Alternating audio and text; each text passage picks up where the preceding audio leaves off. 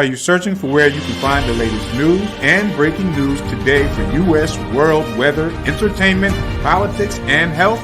Visit us at www.thenubiannews.com. The Nubian News, loving the Black perspective. Good evening. I'm Kamau Kujichagulia, and I love the Black perspective. I simply love the Black perspective. We're here each week on the case with Kamau Kujichagulia, and what we do here in Trenton, New Jersey is we get some of the great people here in this city, and we talk with them. You know, we find out who they are, we find out what they're doing, and we present them to you so that, you know, we can make this a more close-knit community. Tonight, I have a special guest, a really wonderful sister, little sister. You know, I've been knowing Stephani Register for many years. So tonight, joining me, I'm here with Stephani Register. Hi, Steph. Hey, Kamau. Hey, how are you? I'm marvelous. How are you? I'm good, and thank you so much for having me. I feel very honored just to be sitting, virtually sitting next to you. First, I have to ask you, how's your mom? Mommy is doing very well. Every time someone asks me, I just smile because she is my, that's my ace boom coon right there. And we just thank God right now that she's still with us, and she's faring well. She's going through her stuff right now, as we age, but she's doing very well, and I thank God for her. Well, you give her my love. I sure will. And I tell you what, see, like you say, we are going through our age, and like my mama used to say, getting old is not for sissies. So. It is not. That's what she will tell you that. And if anyone knows my mother, she is she hard body, so she ain't no joke. That's so right. She ain't taking this sitting down. Believe me. I heard you, sister. I heard you. Well, it's good to have you here. Thank you. Your name is Stephani Register. Yes, sir. But I tell you what, tell us a little bit about yourself so people can know something about you. Well, you said my name, Stephani Register. I'm really pleased to be here with you, Kamau. Born and raised in this wonderful city of Trenton, 7.5 square miles of maybe the populace of 88,000 plus, growing, hopefully. Love my city, lived in each ward of the city, east, south, west, and north. Went away for a minute, then came back, and I raised my children here. I have 3 beautiful, I call them children, but they're really young adult women, and 6 beautiful grandchildren. And grandchildren? I'm a grandma too. And I take pride in my grandmama. I heard that, my sister. Because I don't know about anyone else, but I see my grandchildren as the legacy, and so that just lets me see that that's a future. So I take pride in my grandchildren, and my children are exceptional. Went to the public school system here, came up as a 7-day Adventist. So I feel like I'm well versed in the word of God. Just kidding. But I just, this city has grown me. I love this city. And then to be in the seat where I am as the principal planner of the city, it's just amazing. So that's who I am. I'm humbled, and I'm just grateful to still be here, to be a part of such a great process that I'm about to see in this city. And like I said, born and raised here, went to school here. So, I got a deep gut here, so, I see what's going on. So I'm gutted. I'm gutted in this place. You know what I mean? And you're the senior planner at Trenton? I'm the principal planner for the city. Principal planner. Yes, I was the senior planner. I was promoted to principal planner. Okay. And a lot of people always ask, what is the planner? Or what is the planner? You usually say, do you plan parties? No. A lot of us, we have several titles. I mean, there's housing planners, there's transportation planners. There's planners such as myself that started out as neighborhood community organizers, and then they walk right into land use planning, where we facilitate planning and zoning boards and help people understand what that process is all about. That was an eye opener for me, just learning that there is something called the law of the land. And when I stumbled upon that, it just really blew my mind how, in some ways, development and understanding development and those laws and those statutes that are attached to this process are very, very real. And so in 2017, I took a course at Blaustein School of Planning. I was 21 credits I took, and shy of a master's degree in planning, but I was eligible to take, and I was eligible to take the planning law test. Therefore, passed it, became eligible to take what they call the American Certified Institute of Planners test, AICP. So I'm on the waiting list to do that now. Hopefully, I'll take that by May. I was accepted to do so.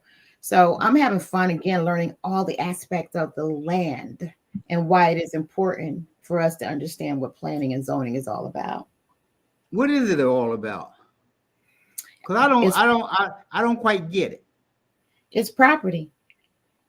It's all about property. It's all about territory. It's all about territory. Yeah, it's all about and what we're going to do about it.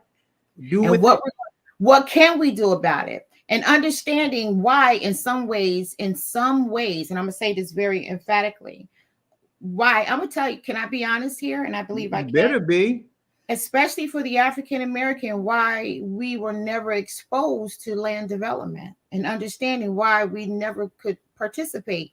According to the Constitution of the United States of America, you're still considered property yourself. So therefore, there's no understanding how you can develop when you're not even considered a human being.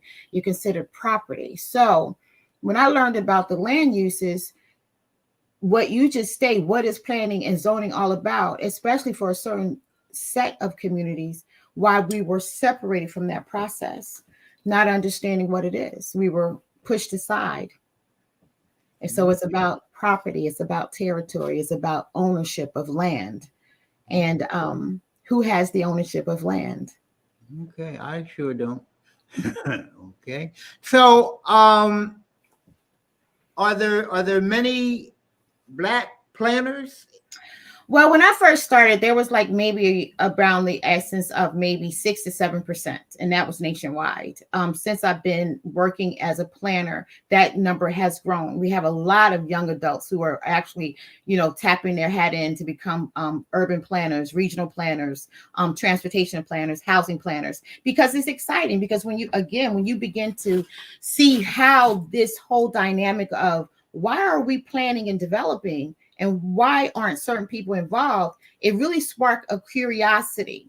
And so since I've been doing this since 2010, when I've actually started embarking on as a senior planner, it has risen. The number has risen. Do we need more? Yes. When I speak, Kamau, one of the first things I say in my rooms now, I say we need planners, we need architects, and we need engineers. Okay. Go ahead. When I had an opportunity to go down to Washington, D.C. to a forum that is stated from 1968 to now, shifting the paradigm. And I had the honor to literally sit with planners, engineers, and architects who graduated in the 30s and 40s. But what sparked me when one of the planners, old planners, said to me, he said, we could not work in institutions. We were literally, we got our degrees, and these are guys that were like graduated from Tuskegee Institute. Wow. But one thing that one of them said to me, he said, we had to sign contracts to go back and develop our own communities.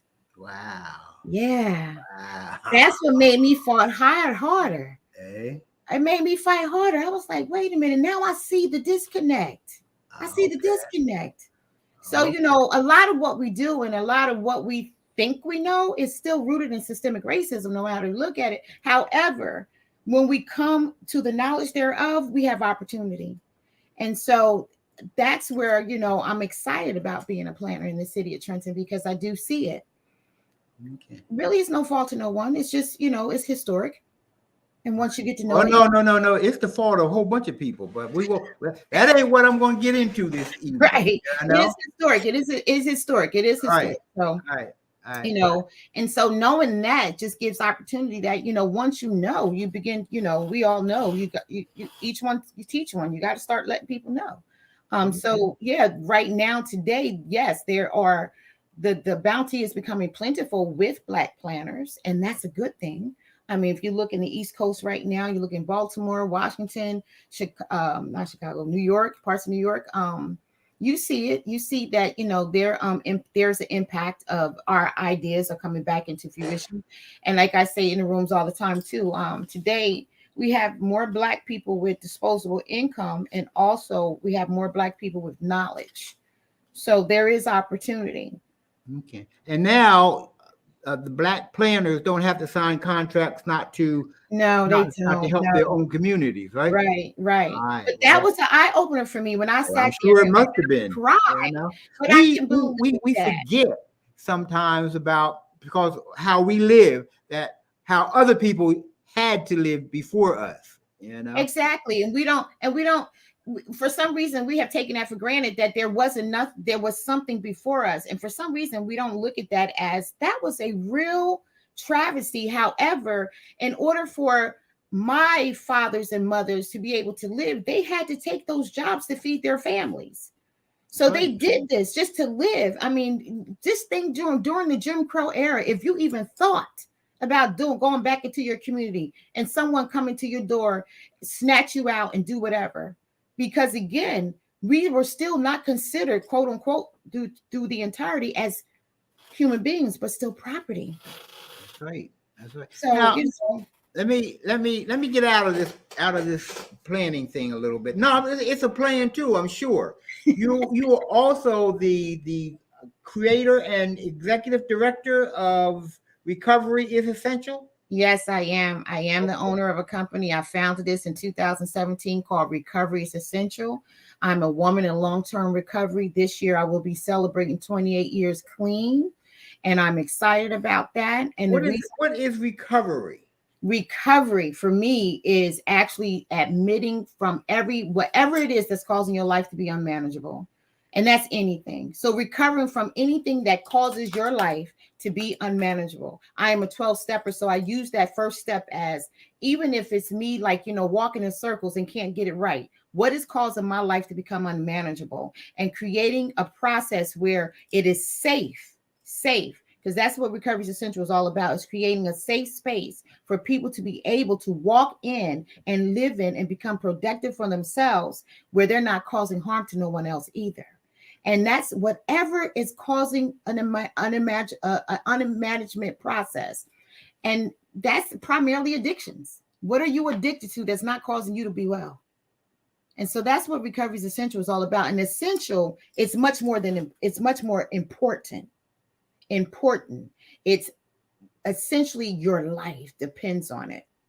So we decided that, and I say we because I went to my daughters first before I can start this, because they are very part of my life too. And I asked them, could I start this company? And they said, yes, Mama, you can. So we decided to come up with Recovery is Essential because we saw out in our community, there were a lot of young people who were becoming more addicted to drugs, alcohol, and the different forms of substances. There was a lot of suicides happening, a lot of killing happening because of the activity.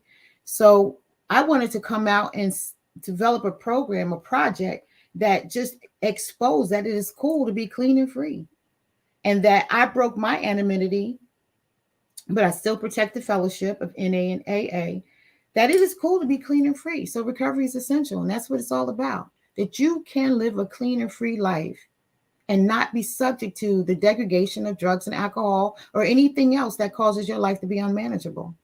Now, how big is the alcohol and drug addiction problem here in town? Is it? You see me, I say, yeah. I'm gonna be, it's over 30%. It's in really? It's in that range. And if you look at Mercer County wide, it's at 20 something percent, and that's still high. So and you're right, it's a planning, it's kind of like a planning thing, because as a planner, I just saw this and I'm like thinking, we're talking about, we got to get these kids working, we got to get these people off the street corners, and I'm thinking to myself, no, you got to get help. How are you going to get somebody to work when they've been up all night getting high or getting drunk? How are you going to get some of these young people who feel so low about themselves to figure out other coping mechanisms? We need to create something that they feel comfortable and safe with, and then move on to the next step so that they can create a viable process for themselves so that they can become productive. And I thought about my life. When I woke up out of a crack coma 28 years ago and did something devastating to myself and my children, the low self-esteem, the lack of confidence, because I don't beat myself down. You know, I allow life to just come in and just destroy me. And I woke up and I said to myself, and I asked my higher power, who I choose Jesus as my higher power. But you know, anything that can sustain you, it can be your higher power. And I said, if you take these drugs and alcohol away from me, I will show you I will be the best. And 28 years later today, when I thought I ruined my life, $20,000, $21,000 to get my license back, going to court, you know, paying fines, rectifying court issues or what have you. Today, I'm standing on that promise. And I know it can happen. So if it can happen for me, a little girl, a young woman who thought she done destroyed her life can come up out of her bottom and say, you know, I'm not doing this no more. I know it can happen. And it's not for everybody to do it on my time. It's on their time. So if someone, what does that mean? If it's on their time, it's on their time, because I get that a lot. I'm like, oh, so-and-so won't stop. And I'm like, do you know what addiction is? It's a brain disorder. It's a chemical imbalance. I was taught this in the program, that you can drink and drug, and you can overeat, you can cut, you can do all those things. But then the next thing what happens is, Kamau, because we have a certain issue in our brains, it's a process in the brain. And I'm not a scientist. However, I do understand that we have something called a brain.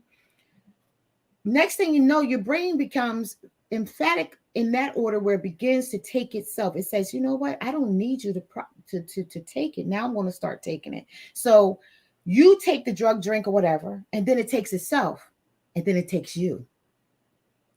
Next thing you know, you're gone. You're gone. So when I say it's that it takes time, or it's in their time, you got to get to the point where it's in your own physical, mental, spiritual being, when you're sick and tired of being sick and tired. 28 years ago, I woke up. I was tired. I couldn't see straight. I was hurt. I was in pain. I was withdrawing. I didn't want to use again, but I couldn't help. But I had to feed that demon. I had to feed that disorder that was going on in my body. So it took time, but it was my time at that time. And so in that, I had to go to a program. I hear a lot of people say to me, they say, well, how did you do it for so long? I stayed with the program. I did NA, I did AA.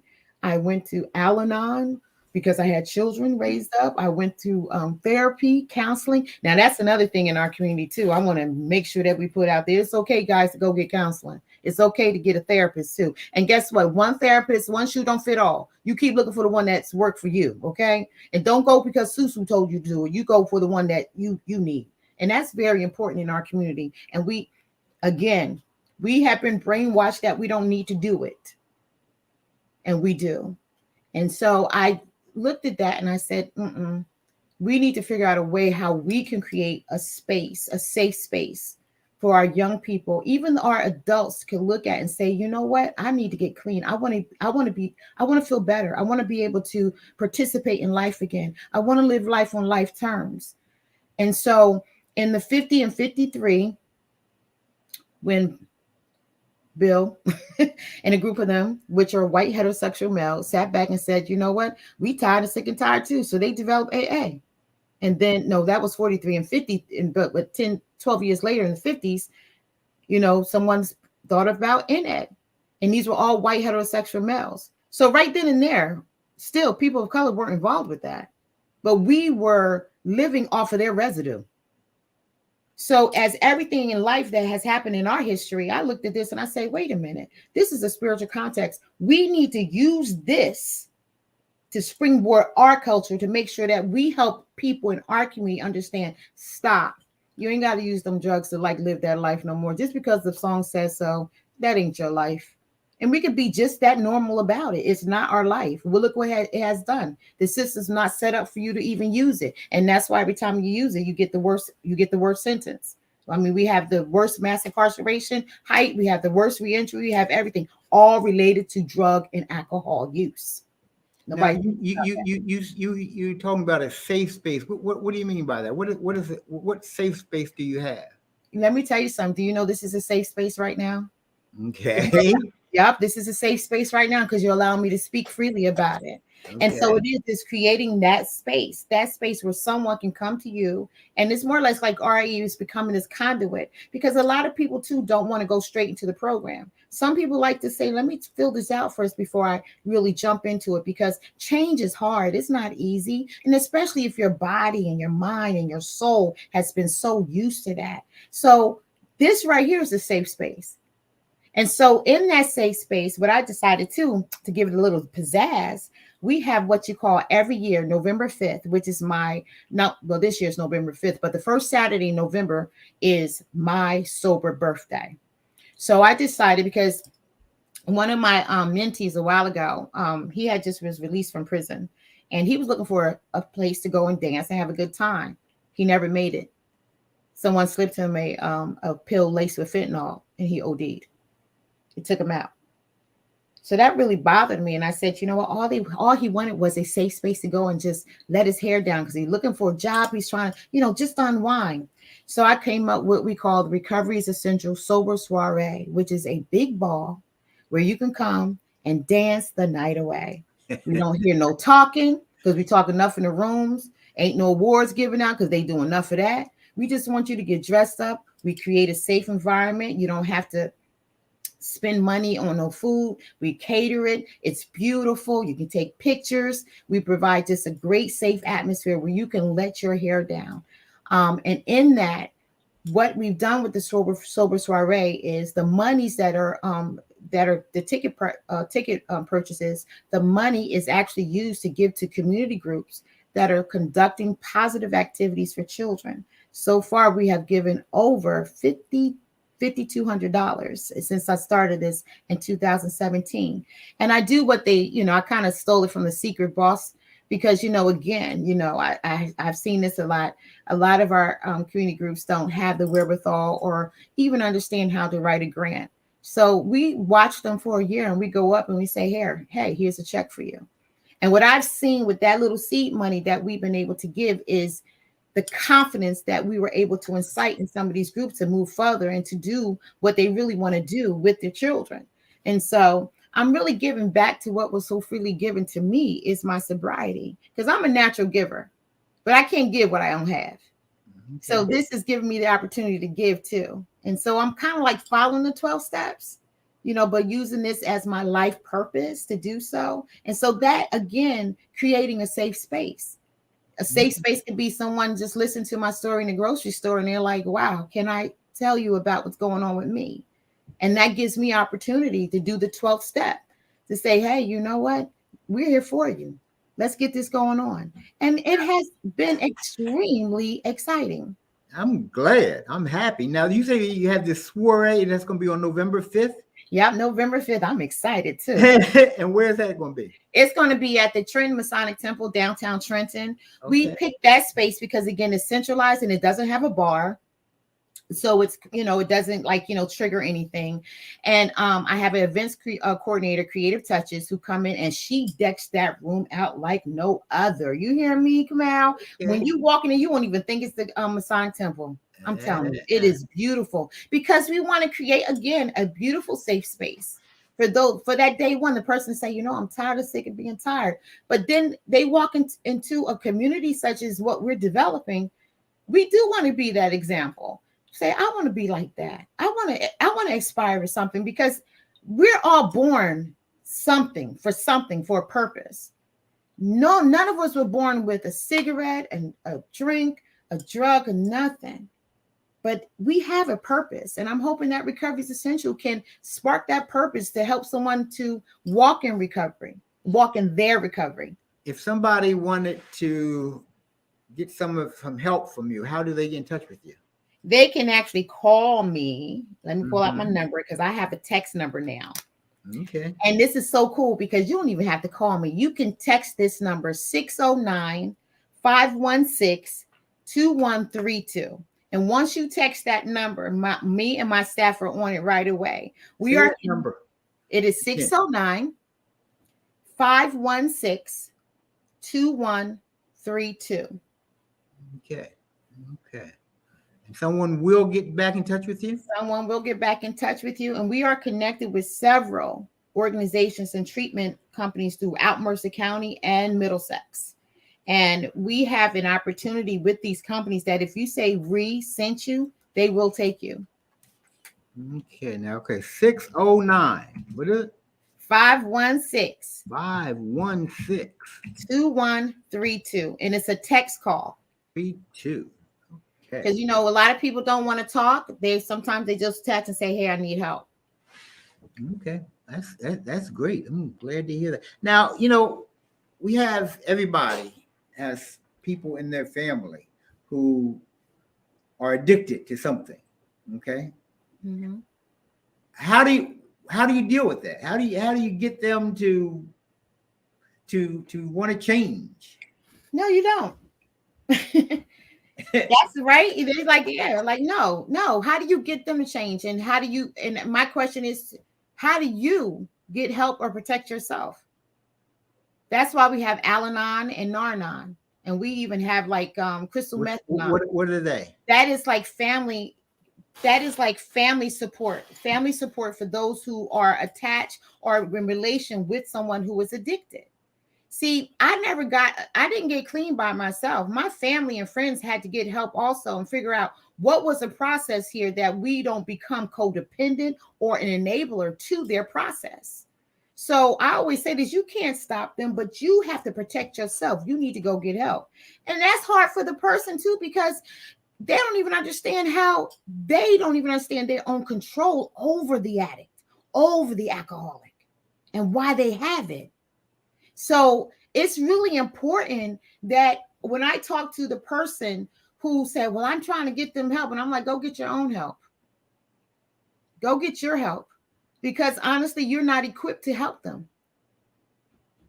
And when they say, what you mean? No, you're not. There's some steps here that sponsors, peer recovery specialists, licensed social workers, licensed addicted counselors, they go through the whole process of addictions and the particular steps that they need to go through to help the person who is literally trying to become free of substances. So while that person is going through that, I always say to families that if that person gets help, please go get help. Because usually when a person gets help, they come home clean. Do they come home in the same dirt that they left? Okay. And most of them say they don't think they got the dirt, but think about it. All right. They come home and then next thing, they out there doing that again because they came home to dirt. And I'm saying that's as simple as I can put it. They came home to the mess. So are you getting help? Are you taking care of yourself in order to deal with this? Because this is gut-wrenching. Okay. Now, recently New Jersey legalized marijuana. Is that having an adverse effect on people? Yes. How so? I'm going to say this because, again, it's participating with the addictions. Now, it really depends on the substance itself, too. The adverse effect of it is that, okay, when we look at it from a systemic issue, the legalization of marijuana, we should have had something in place also for the criminalization of marijuana. And I don't think we did that well. Therefore, there is an economy of imbalance there. So we have people who are literally been sodomized because of this and who also use this substance for their well-being that have been subject to a negative prospect, whereas the government has not clearly defined that. Can it happen? I believe that it can. I believe that if we can justify it by helping those who have been criminalized, decriminalize it by helping those who have opportunity. And I would say, particularly working with the Black community, getting them the opportunity to be able to participate with this legalization and this commodity to to create wealth. I really do believe that. But we have to take care of this first. And I don't think we've done that well. My sister This has been simply marvelous. Simply marvelous, as I knew it would be, because you're simply marvelous. Thank you. Uh, Some people say I'm smart. you are that too. Thank you for being with us. Give my love to your family, especially to your mommy, and we're really happy that you came on. I really hope that many people get help because of this. I hope so Because of the too. words. Okay. Thank you so much for having me. All right. You take good care of yourself. Okay. You too. Thanks a lot, guys. See you later. You're welcome. Bye-bye. Bye-bye.